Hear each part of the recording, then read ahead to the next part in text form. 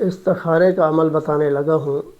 اگر کوئی شخص کوئی کام کا ارادہ کرتا ہے، کاروبار کا یا کوئی رشتے کا، کوئی شادی کا، اس قسم کا کام شروع کرتا ہے تو اس کو چاہیے کہ پہلے اللہ کی طرف رجوع کرے۔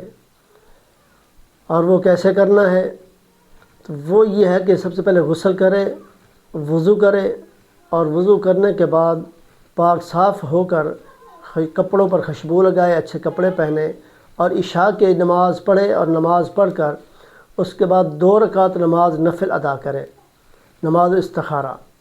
اچھا، اس کے بعد جب 2 رکعت نماز پڑھ لے گا تو 121 مرتبہ یہ جو ہے لفظ ادا کرنے ہیں، یہ دعا پڑھنی ہے: یا علیم علمنی، یا رشید ارشدنی، یا خبیر اخبرنی۔ یا علیم علمنی، یا رشید ارشدنی، یا خبیر اخبرنی۔ اور اس کو 121 مرتبہ پڑھنا ہے۔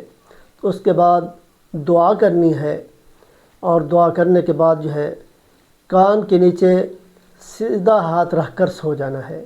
تو انشاءاللہ ایک رات کریں گے، اللہ پاک اس کو فرما دیں گے۔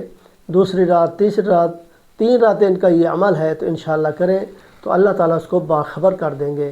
تو یہ جو ہے استخارے کا عمل ہے، تو انشاءاللہ آپ اس کو پڑھیں اور دوسرے لوگوں کو بھی شیئر کریں تاکہ دوسرے لوگ بھی اس سے فائدہ حاصل کریں۔